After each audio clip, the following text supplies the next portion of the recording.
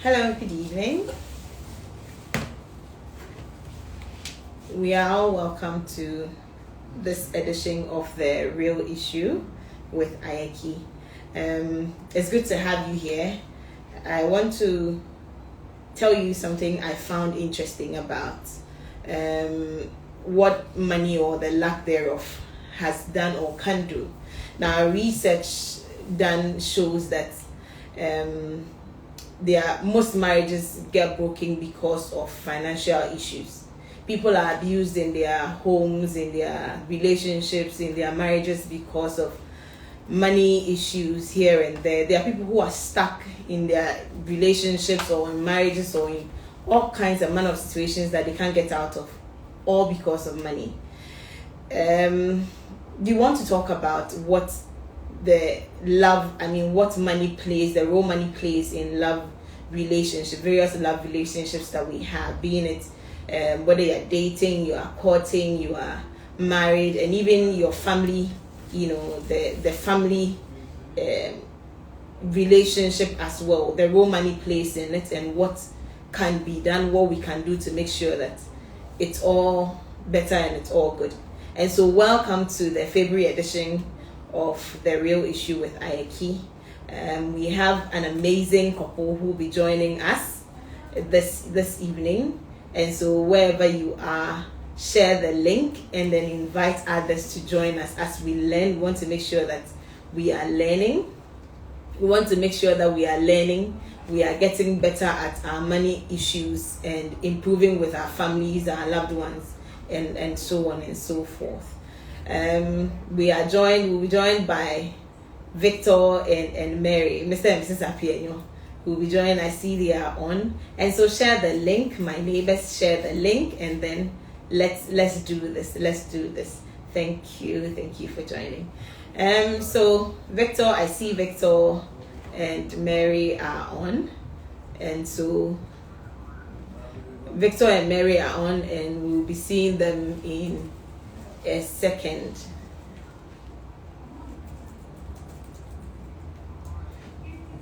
If you are yet to share the link, do I don't know if you can hear me well.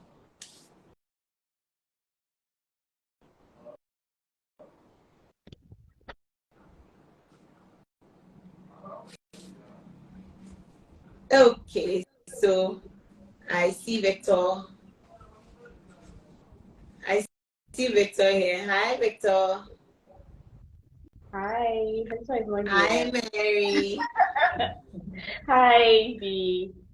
How are you doing? I'm good. How are you?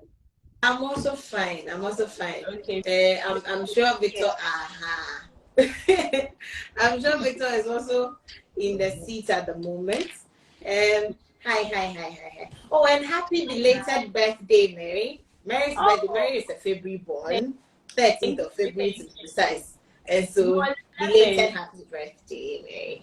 thank you. Okay. Okay. So we want to like I said, we are talking about money, we are talking about love and money. And you guys have been married for 1,000 years and over. 1,000 years and over. Oh yes, we said behind you small. We want to please tell us about yourself. I mean, so that we know our neighbors get to know you as well. Please tell us a bit about yourself. Right. Alright, so my name is Victor Ofori Kianya Jr. I'm an IT enthusiast and the IT manager for CAGL, the group of companies. And yeah, I'm married to this beautiful, damsel. Um, we have two guys, two boys. Yeah, Okay. that's basically about me. Okay. So, I am Mary Nako Apiano. I work with Vodafone and I'm married to this gentleman here. As you said, we have two boys, and this year, September, I will be married for 7 years. Oh, We thought it was 1,000 years. It's just 7 years old. Anyway, congratulations in advance. Anyway. Thank you. So, want to start off after knowing about you, the whole issue. I talked about the research we did and found out that most marriages or some marriages end up because of financial issues, and people are abused in relationships, whether they are married or in just dating or courting. People are abused and they seem not to be able to leave because of money, or there's family situations, and people are abused in all kinds and manner of ways because of money. There's the notion that we don't talk about money enough. Money, the whole issue about money is one of the difficult subjects to discuss. It's quite uncomfortable. It makes everybody uncomfortable when we have to talk about go into your finances and find out what this person does. But I want to find out from you guys. Did you guys talk about money before you got married?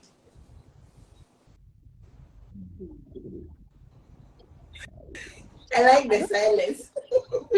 No, I don't think we really spoke about money, okay. But we spoke about the future, of course, which is fueled by money. We spoke about where we'll be living, how we'll be living, and of course, we would have to get married before the wedding, financing the wedding, and all that. But obviously, we didn't have marriage experience to talk about money in marriage, but we spoke about money pertaining to the wedding. And besides, I was working, he was also working, and we were equally good at the time. So, not good, but we were okay. And we didn't really talk much about money. We spoke about where we would live, as I said, and then the wedding, preparing for the wedding. Yeah, and like you're saying, we didn't really talk about money. Although we didn't talk, specifically about money, we knew how much we earned. We knew our finances. Yeah, I knew how much she earned. She knew how much I was making at the time. So yeah. And then you did talk about it.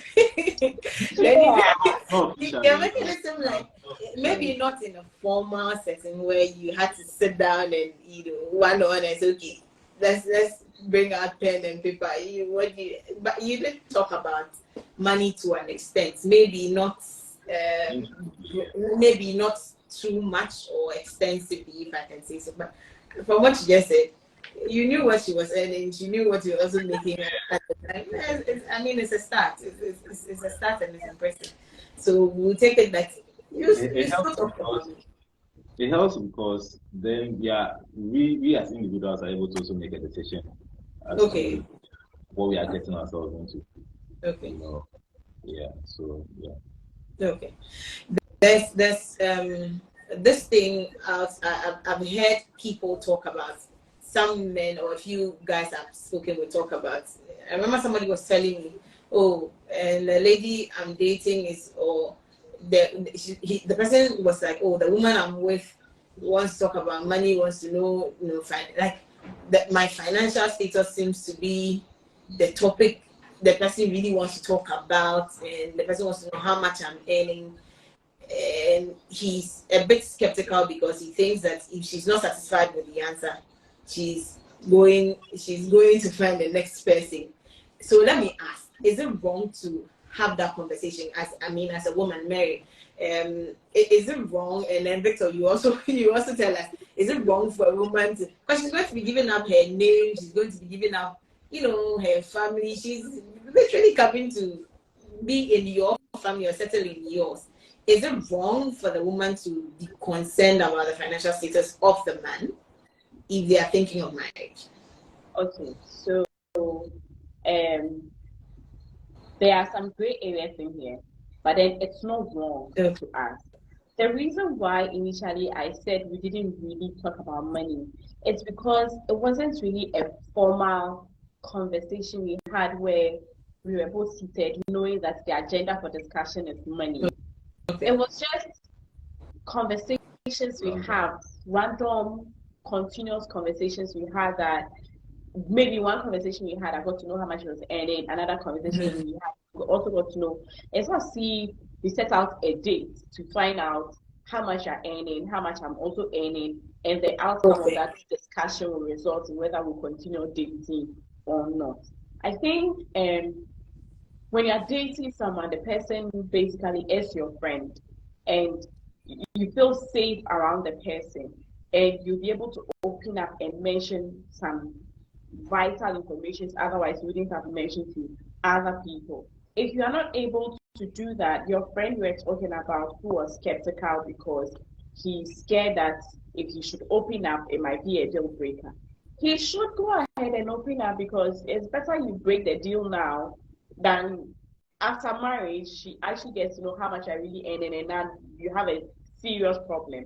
So it should flow. You should talk about critical things, but not in a very serious way. This information should just come out naturally. No? Okay. And I think, yeah, I mean, for me, if depending on how the woman or the lady is going about it, she has a recourse to be skeptical. Because love and relationship goes way beyond money. And once one party begins to look at it more from the financial aspect, it begins to seem as a business partnership instead of a love partnership. Okay. So the guy is one, and you see, right now in our world, in the world today, we've seen a lot, heard a lot. Now they say there's something. Okay, well, it's been there for a while, where you declare as it was.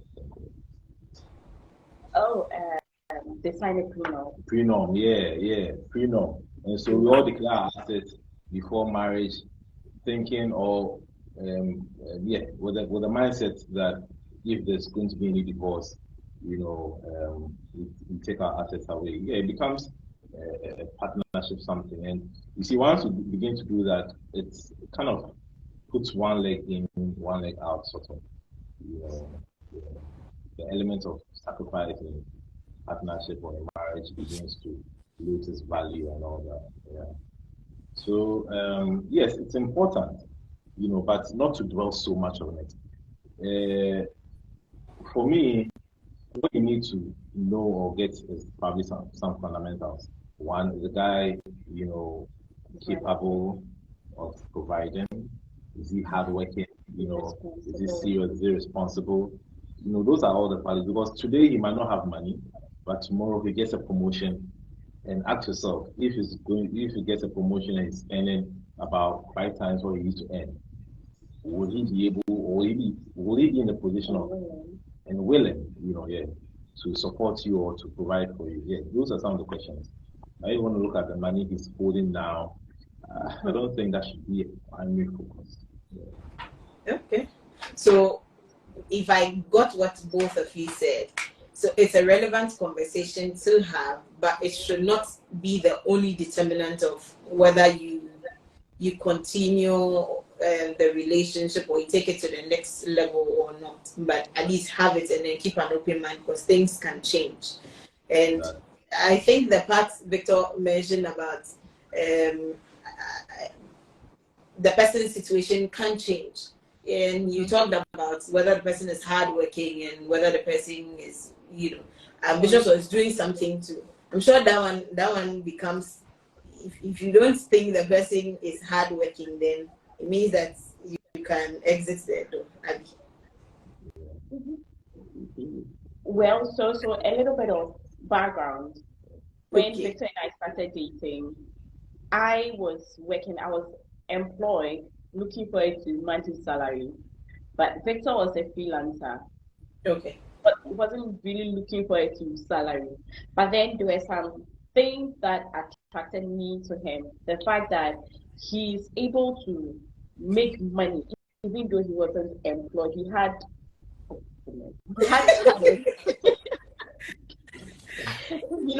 he could get a job. That was one job can provide him even more than I would get at the end of the month. Yeah. And there are times so that the month will go that nothing will come. But then he showed the potential of being a responsible person. He showed the potential of being a provider. And I mean, years down the line, the tables have turned. Now he's employed and even earning more than I am. So what to look out for is not how much the person has today, but the potential in the person, what the person is capable of doing with the little that they have. Cool. Okay. So, okay. Does it mean that, I mean, from what Mary is saying, as a woman, to me, you need to have foresight. You need to, look beyond what you're seeing now, and not just judge the present situation. Keep an open mind and then look at what the person is doing and what the person can do later on. If I got what you just said, right? Yeah, but then having foresight doesn't mean you should be wishful. They are two different things. Having foresight is with what you are seeing today, projecting it into the future, but not you hoping the person not working, the person not providing, the person not being responsible. They are being wishful that, in years to come, months to come, he will change, will become better. But the person hasn't done anything currently to show the potential or to prove that he has a potential to do what you're wishing him to become. Let me cut in here. Let me give you an example about my wife. When I met Mary, okay, imagine Mary meeting her, like she was working, she was earning, and she spent about half of her salary, or probably two-thirds, on clothes, on shoes, like every month, like buying stuff, like being a spendthrift. I don't think I would have settled. I mean, been attracted to her. For her, one of the things that attracted me in terms of finances is that anytime she gets salary, she thinks about her home. She thinks about buying toiletries, doing this, paying for water bill, and Mary. She was still the last born the house. Although she had nephews and here, so she was more or less providing to a large extent in her father's house, and I was like, wow, that's a wife, So yeah, she might be earning so much, but if at the end of the day she spends that bulk of the money on things that for me is not relevant, I don't think it would have attracted me to her, or it would have raised a lot of red flags. Okay. And yeah, it looks like it looks like both of you scored different points when it came to money. It looks like you both scored different points, grace points when it came to money. I was going to ask about, Mary, you said something about stable or regular income, and then I was going to ask a question about that, but I think you got that part covered as well, because sometimes there's the concern where people are okay, do I go with this person because here's a situation where one person has a stable or regular income, if I can say so, and then the other is not. Then you are wondering, hey, how will the situation be like? I saw a post or a video Pastor Nathaniel Bassi did about 2 or 3 years ago, and he was talking about his wife. It was a post, I think it was a wife's birthday. He was talking about how the woman took a leap of faith to marry him, because at the time there was nothing, and he said he told the woman that, you marry me, I have a bright future, I am going far, I will make it, I'll take you around the world and all of those things. And even though there was nothing that looked like it at the time, the woman still went ahead and married him. And today, I mean, at the time he was, so I think it was in 2020, at the time he was like, he could take her anywhere, they could travel and all of that. And so it's I'm sure there are pros and cons or things to look out for at the end of the day. And is it always the situation that you need to say, okay, well, Mary and Victor tried it worked, so if I meet somebody and I'm not sure, or just like I said, the story I just said about Pastor Nathaniel Bassi, and the person just says, oh, I have a bright future, just follow me, I will make it. You just follow. I'm sure you look out for other things other than just Yeah, it's what I said earlier, not being wishful. Okay. Things you are not seeing and you are calling them into being. I mean, It's you true. are not seeing the person being responsible. This person hasn't, as Victor said earlier, maybe the person might have a lot, but this person hasn't shared any with you at all. Even with his family, you don't hear clearly this person is being selfish and self-centered. You Yeah. don't take a leap of faith thinking that after I marry this person, he will suddenly change and become responsible. I mean, you should see traits. If this person has 5 CDs and he's able to give you 2 CDs, give someone else some and keep some, that is potential. But this person has 1 million and wouldn't even give one, then that's what we are seeing. Don't be Okay. wasteful. See the Okay. trait. Be honest with what you are seeing. Okay. Okay. All right. So I just want to acknowledge our sponsors at this point. Setters Accessories and more for all your lingerie clothing needs. Get in touch with them. Follow them on Instagram at SettersGH. And then for all your websites, designs, artworks, and everything about design, please, Aquavon Concepts. Follow them on Instagram at Aquavon Concepts.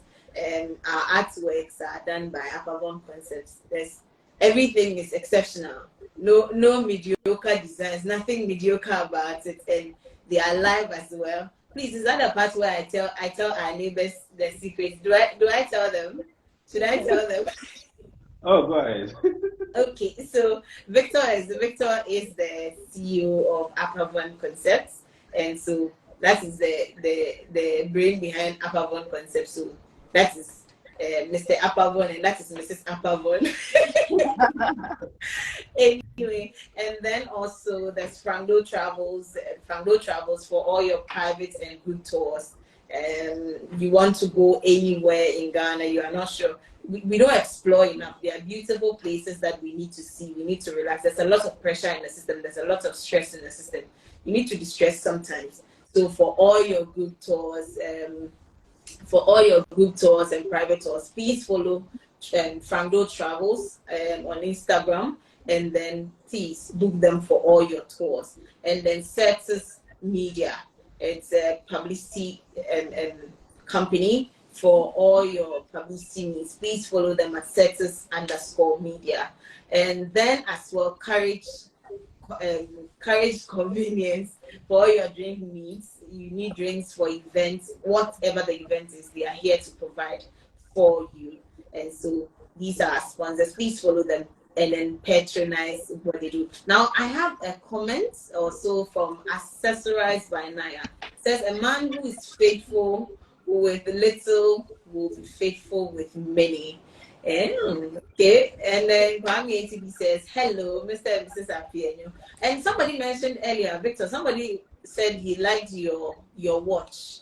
Somebody mentioned earlier, yeah, somebody, I think when we started, somebody mentioned that he liked your watch.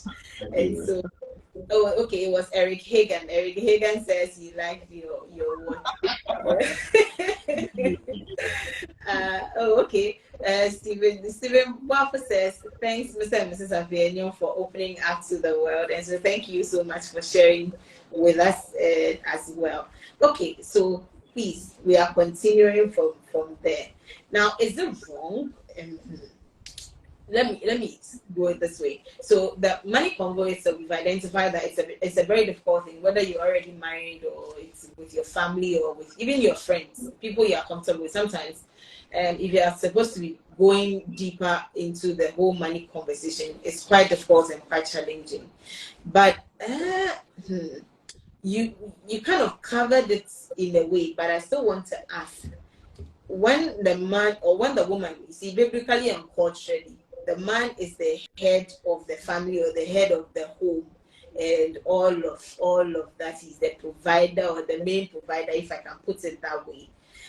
How should a woman who earns more than the man approach the conversation about money? So probably you talked about it in different forms, where it was every time you had conversations here and there, something came up that you talked about. But when you decide that you want to talk about money and what we are doing now, what I mean is, and I'll come to that. I'll come and ask that after this one. But how does a woman ask the question or bring up the conversation in a way that it doesn't put off the money, especially when the woman is earning more? How do you bring start the whole conversation about, okay, please, how do you do that?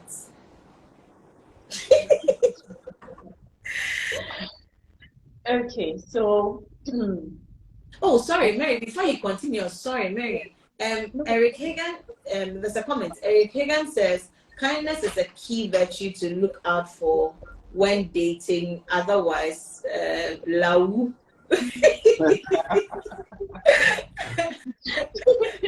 So there's no. I think Mary. I think he's referring to what you talked about earlier about the money. If the person has 5 CDs and the person can give you some, I think he's supporting your points there. So thank you, Eric. That's really interesting. Please continue, Mary. okay, so when you're entering into marriage, Okay. the basic point, the foundation that everybody, both husband and wife, should know is the two is becoming one. If you have this fundamental truth, it will make things very, very easy. Two becoming one in the sense that my money is our money, his money is our money. Once you have that foundation, once you have that truth, it makes things easy. Aside this, I don't know about other religious faith, but in Christianity, we believe that the man is the head of the home. So whenever you're having this discussion, you have brought it together. How do we go about it? Okay. The woman is a helper. So what you've brought is what you've brought to the table to help grow the family. If you hold on to the fact that my money, then when it's being used in a way, you will feel it because you're like, just you get it. if you know that my money is our money, then it makes things easy. But you know, it's easier said than done. So as a man, don't stretch your wife when you know that indeed my wife is providing more than me. But then you have arrogantly held on to the fact that I am the head of the home. So I will decide what we do with the money, whether it favors her or not, whether she agrees with it or not. She needs to know that I am the head of the family and I insist this is what. Once you do it that way, it's like you are just rubbing it in her face. You are not even appreciating the effort that she's bringing it, and she's appreciating you as a leader in deciding how the money is spent. So once a woman brings the money, knowing that it is our money, you the man to knowing that the woman has provided more than you, appreciate her. Let her know that I notice what you are doing and I appreciate it. And once that is done, it makes things a little easier and a little should I say bearable. Okay. That's what I have to say. Okay. Later. Okay. So I think the context of marriage and its settings and dynamics have changed over time, from the times of the medievals to now. Gone are those days, for instance, in the Bible where all the men, were kind of soldiers, and the women were the homemakers. So the men go out and bring the spoils, and the women, take care of it and multiply it and all that. Now the things have changed. Now we have career women, and the whole thing about marriage too has changed. Where we've gotten to the understanding of it being a partnership, not a dictatorship, not that kind of marriage whereby, unless probably you want to live in that old system where the man is like marries, multiple, like those polygamous homes where the man provides solely and the women are all sitting at home looking after the kids. If people are that, people are in that system currently, then it's a different conversation. But now, we have the wives also helping, also working. And so if I'm supposed to equate it to what was happening in the past, it will be that, okay, now the women are also going to war. And so the wife, husband goes to war, and we bring the spoils to the table and we decide. Now the session or the discussion for what we decide to do is being headed by the man, right? And the same thing. And so the woman goes to work, the man goes to work. It doesn't really matter the quantum we bring, but we all need to understand that we are all partners. We've gone to the battlefield to fight and we bought the spoils. But then she needs to recognize my leadership, okay, so that we are pointed in the right direction. We have men whose wives are probably in top positions, even because of the man. The man probably would have linked her up, pushed her in some form, helped her with some interview questions, something. We have a lot of men supporting their wives, taking on very, very prominent positions in the society. And such women might even earn way more than the husband. But because of that mutual understanding and that respect, they live, in harmony. The man pushing a wife knows that when money comes in, it's a teamwork. All right, it's a teamwork. The woman might not even be there forever. So the man can be guiding her and doing all those things. So we come and the man gives the direction. And once women understand that, there's harmony. Now, in doing that too, the men should also, we the husbands, also need to understand that the fact that my wife is, pursuing a particular career path, which is quite demanding, means I also cannot demand certain things from her. You can't eat your cake and have it. And so, growing up in my house, or most of us in our house, the kind of things our moms did, we can bear witness that it might not be that, say like it won't be the same as today. Well, in my house, my mom was a career woman, so it was even quite different from other homes, where my dad was the one cooking more times. So, not more. My mom would cook during the weekend, but when during the week, my father picks us from the school, and he's the one who prepares lunch for us and all that. And in some homes, you might say some way and all that, but that's the understanding partners should have. And so you can't expect your wife to be doing everything, even with washing. Your wife is a hard working woman. Get a washing machine. Let the work be easier for her. You see that her blender is broken. You are just looking on her using a potoiwa and a man behaving that way is not helpful. And at the end of the day, if things don't go well at the workplace of the woman or her career begins to sink, then you realize she's being stressed at her work, she's being stressed at home, and it brings a whole lot of confusion.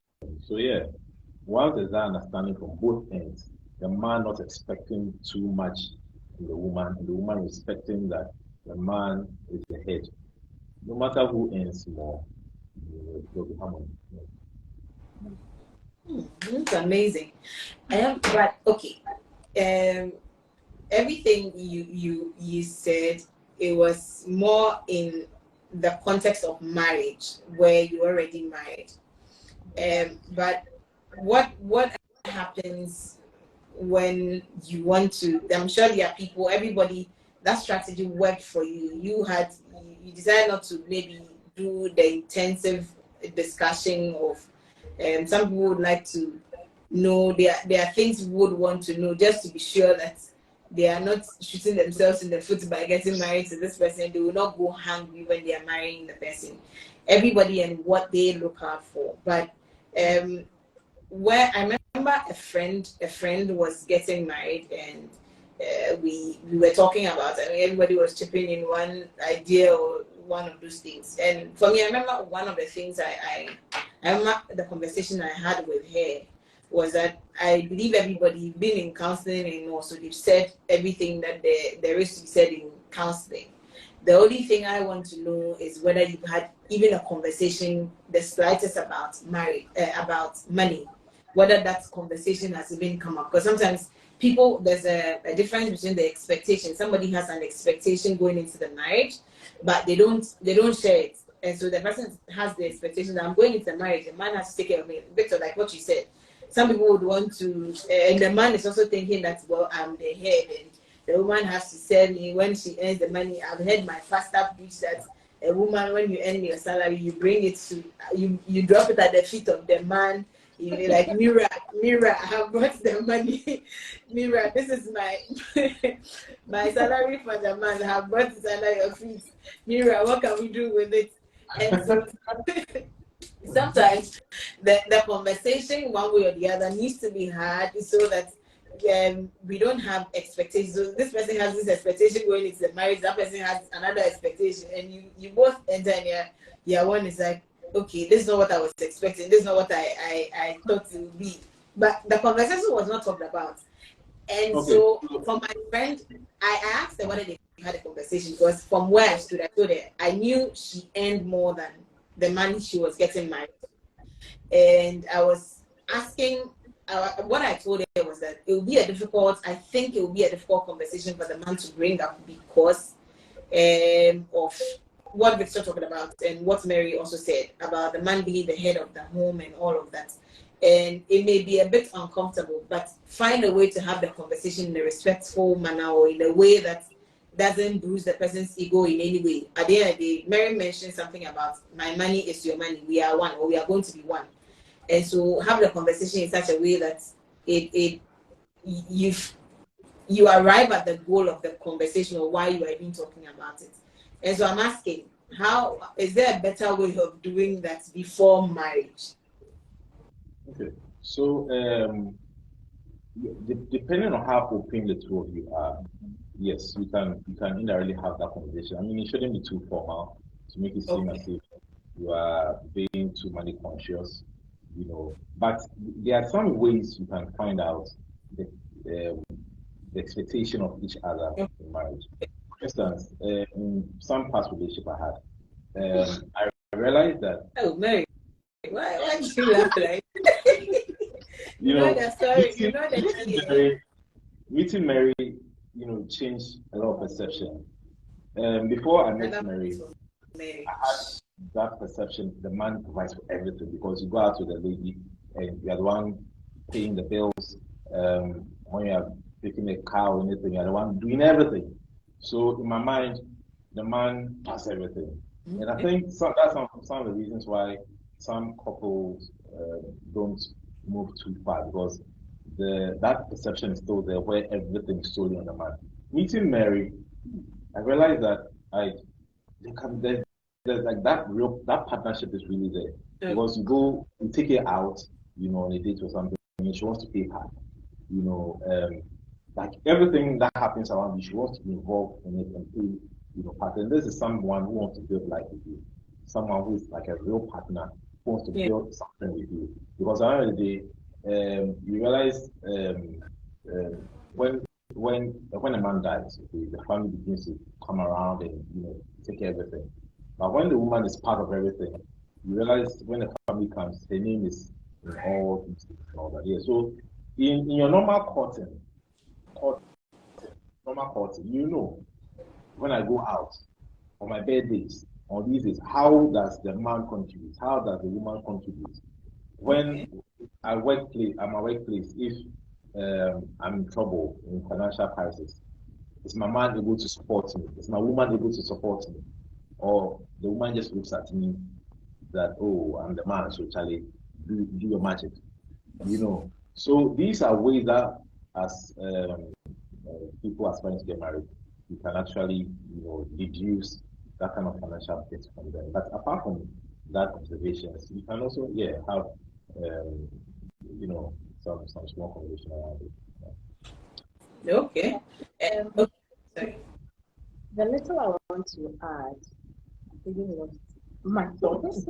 But then, as a man,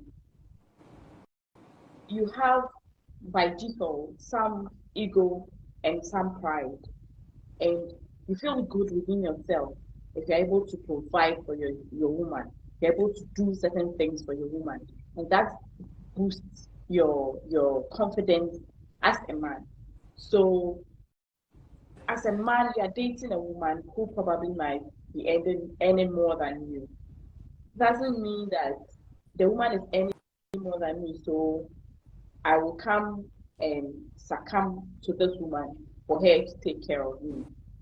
Do some things for the woman to see that you might be earning more than me, but I'm capable of doing a lot. So, looking at Victor and I, as I mentioned earlier, when we started our relationship, I was working and he wasn't really doing a formal job. But randomly, Victor bought a phone for me. And I wanted to ask, like, hey, exactly, how much how much did you spend on this phone? Because I know like it was a dip in his pocket. Yeah. But he did it. And it gave me confidence, and I'm sure it boosted his confidence as well. Like he's blown my mind. Like so if you are dating a woman and you realize that the woman is earning more than you, I'm not saying you should buy the wealth for her, but do some things that makes the woman, gives the woman some form of assurance that, and then let's say, but that it can be better. Don't just settle in your mind that she's earning more than me, so that is it.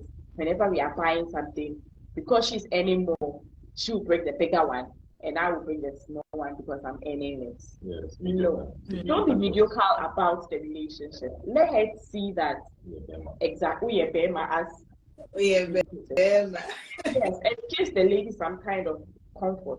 Because whether we like it or not, that is how God created us. Women, we feel more secure with men that can provide for us. And providing for you doesn't mean he's buying you a limousine or he's buying you iPhone 13 or 14. But at least he's able to do some things. I'm sure have made my point.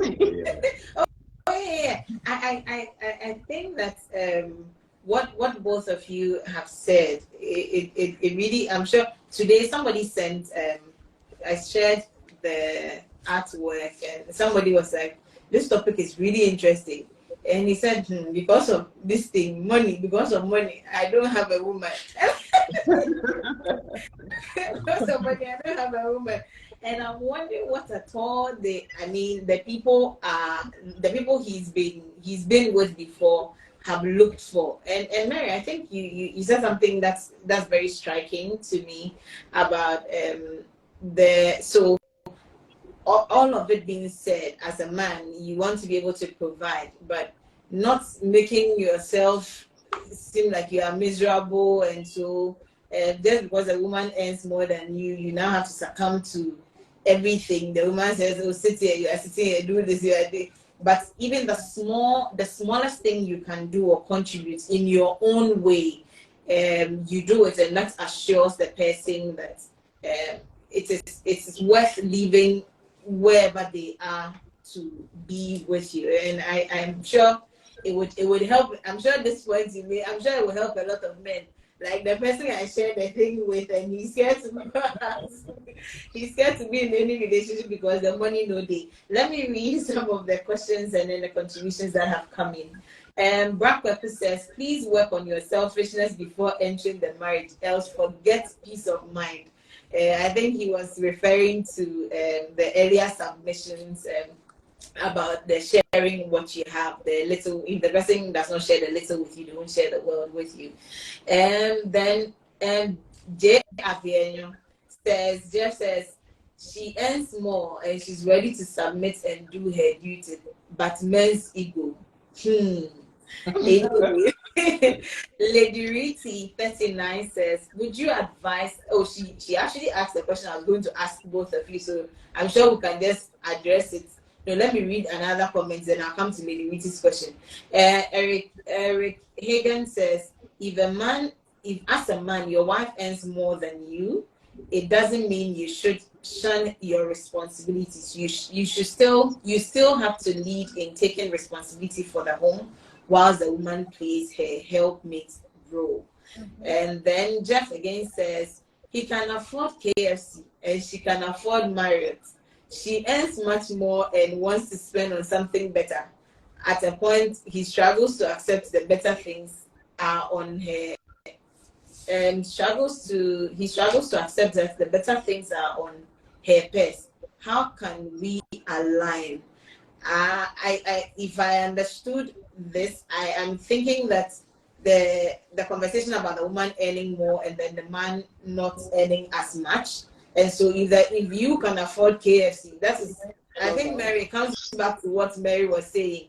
If at the point the man can afford KFC, that is what the man can afford, but at least he is doing something. But the woman at her level at the time can afford to take you to Marriott or Kempisi or wherever. That is also her level. But he's asking, how can we align? I think Mary has answered. Jeff, I think you have even answered the question.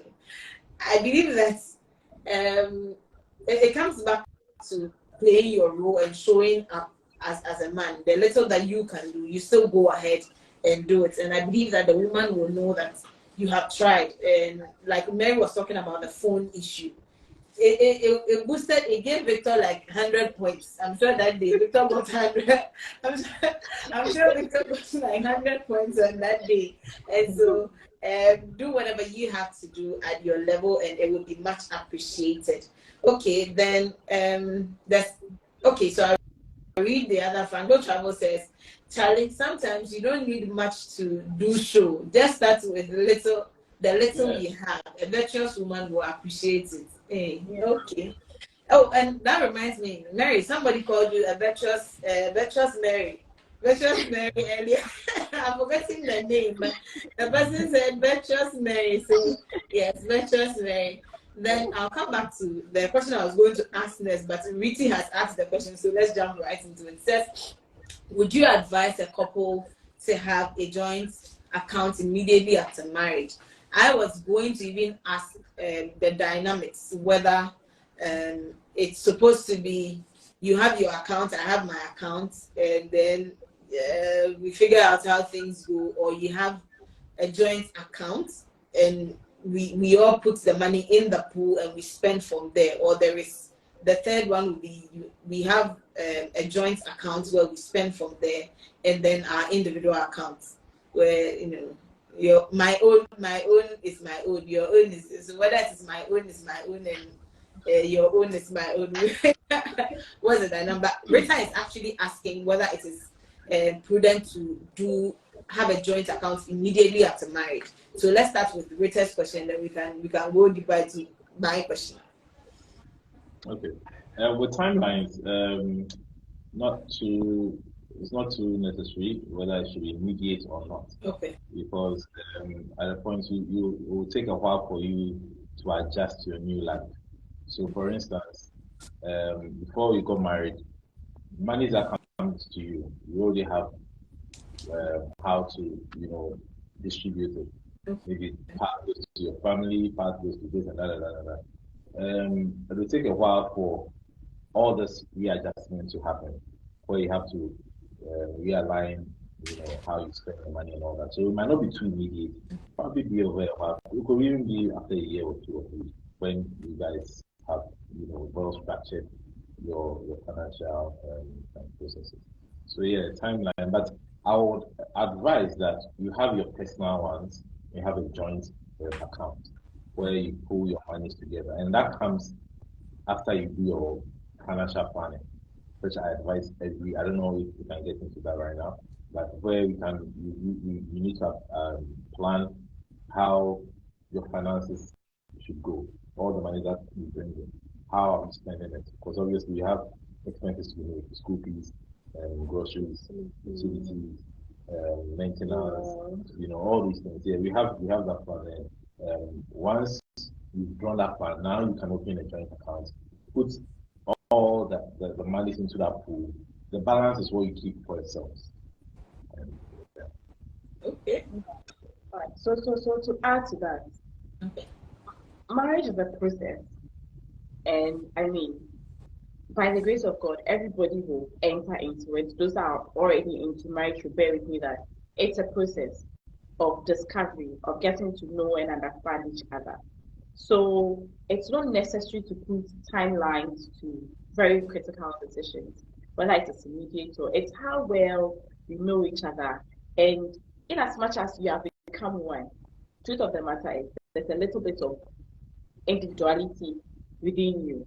So, for instance, I see a bag on Instagram and I made up my mind that, oh, this month when salary comes, I would want to buy this bag. Victor would also see some gadget somewhere and would also want to buy it. Now, all of us, our money is here. And meanwhile, we plan that this is what you're using our money for. How then do I manage to buy this bag? That is breaking away from the budget you've done for the month. And how will you also get to buy the gadgets you want to buy? So the long and short is, once you've known each other and decided on how to go into finances, have a joint account and have your personal account as well, where you can freely buy your bag and freely buy your gadgets without being accountable to anyone. Also, that joint account, you should include savings, because there are times that some expenses that no one has planned for will just pop up. Yeah. And if you don't have savings for such emergencies or anything, you will find yourself wanting. So include savings and even long-term savings for maybe your project or something both of you have planned. I think that's it. Yeah. Okay.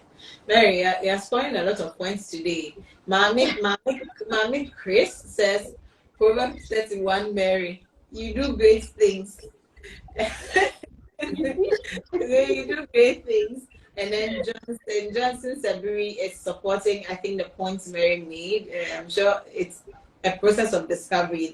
The marriage, I believe he's referring to the marriage. You talked about continuous discovery. And so thank you on that one. And so you can have the joint account. You can have both the joint account and then your individual account. But the timeline, it doesn't necessarily have to be immediately. Like you said, make sure that critical decisions, you put a lot of thought into it before you do all of those things. So thank you on that. And I believe you also answered a question I was going to ask Miss about the conversation about home upkeep and personal needs and all. But you factored that into the submission you just made with that one as well. Let me touch on something a bit. Growing up in our generation, there's we have few minutes to go, but there's this thing where most of us, the idea of savings or the habit of savings and investments, it wasn't like a big deal back then. But now we want to make sure that our children know better. Our children are able, they know what savings is, they know what investment is even all about, so that they can even start at a younger age or better than when we or our age or the generation before us did. How do you go about even talking to your children about money? And should there be, is it prudent? Do you think it is prudent? And what age do you think it's good to start a conversation? Oh, for me now, once they understand, come here, go here, once they understand English, you should. For me, for my boys, what I've started doing is teaching them how money comes. So, daddy, I want the toy, I want this. And I tell them it costs money. Okay, yeah, go and buy it for me. And I tell them, no, you buy it yourself. Okay, how can I? Okay, you have to work. So what do I do? Okay, every morning, water the garden for a month. Then I'll pay you this amount. So for money conversations, it's something that we need to start with our kids. As it's very, very important. Teach them, especially if they are guys. Teach them. I don't know the ladies too. Exactly. Because you have boys, you have Okay, so for the ladies, if I had a daughter, or when we get the daughter, she becomes very soon. Yeah, I'll teach her how not to be expensive, how to keep money and know how to manage it. But with the guys, because we are the head and we are sort of providers to our culture, we need to teach them how we can make money. That hard work is necessary. And so right from now, let them know. It's not like you are trying to make them too money conscious. Now you are letting them know life, that you need to work to gain. There's no shortcut because now it's crazy. Too many people, and I have so many young guys going into this Bitcoin and all these facts. I'm not saying Bitcoin is good or bad anyway, but the whole perception is that they want a fast way of making money, and it's not like that. We need to work hard and work smart, and that is what we need to teach our kids from now. I think the question earlier where you touched on investment. Yes. Yeah, and for it's unfortunate that in Ghana right now, conversations on investment and saving is becoming very, very dicey. But void of that, we are in a time where knowledge is abound. You can Google, go on YouTube, find out smart way of investment, saving money. I am a strong. My husband and I have different opinions on this in terms of investment, investing into a bond or something. My husband is a typical entrepreneur who invests in a business, and I am very pessimistic. I'm scared to invest because I'll lose my money in the business. But then investment is a very critical decision that every couple should have, every married couple should have, because I mean, this is a long-term thing. You have kids, you have families, you don't know what would happen in the future. So investment is a very critical conversation. Maybe years down the line, we Ghanaians will find a better way of investing because now it doesn't look like we have, but eventually we will. So that's what I want to say about investment. And then teaching your children about money. What Victor said about he teaching our boys that you have to water the garden to earn money. So now it's made them understand money and what it takes to get money. So when he asks me, "Mommy, I want this. How much is it?" I don't say it's 5,000 or 3,000 or 200. I say, "Oh, this. It will take 3 months of watering the garden for you to be able to buy this." They'll be like, "Hey," I'm like, "Yes, it's very expensive because it takes a long time to get that money." And with that understanding, if they say they want it, I say it takes 3 months. Then they forget about it because he can't imagine himself watering the garden for 3 months just to get money to buy something very small. So it's very important you have you bring the discussion of marriage there, understanding about money. About money. We break it very down. We break it down for a child to understand. And trust me, they will understand and appreciate it. Okay, thank you. Nana Obri says, my favorite couple. And Kwame ATP said, I told my son that his money for yogurt will be used to pay water bills if he keeps on wasting water. And he changed. So I'm sure that's the people, all of that. There's more. I believe that this topic, we will need more time to talk about it. Let me read what Obri said again. And Obri says, great discussion. It's very important, this conversation on money is hard even before saying I do. It can break or make a relationship. And so by all means, like Victor and Mary said, have the conversation in your own way. I mean, it doesn't have to be just your strategy may not be my strategy, but have the conversation in a way to know what it is. And then don't keep an open mind. Look out for other things the person does, like Mary and Victor were talking about what they both were looking out for, or they looked out for when it came to money, whether the person was providing or thinking about the home, or the person was taking responsibility and doing other things. So whichever way, have the conversation. And I believe this topic, I think we may have to have a part 2 of this conversation because there's more to talk about with our family, even with our family as well. And so thank you so much, Victor. Thank you so much, Mary. We are grateful for making the time, and thank you to our sponsors as well. And to all of you who joined online, thank you. We are grateful. The last comment, Lady Riti said, would you allow your parents to support you financially even though you are both working? I'm sure if the need arises, you may be working, but maybe you need a little, push at some point, and it depends on the individual as well. You need to decide the side effect of that as well. whichever way. Think about it as a couple, think about it as a person. And so thank you all my neighbors for joining us today. We'll see you in our next live session. And then please, if you are not following the account yet, please follow us at the Real Issue _official. Thank you. Thank you again, Victor and Mary. Thank you. God bless you. Thank you all and have a good night. All right. Bye.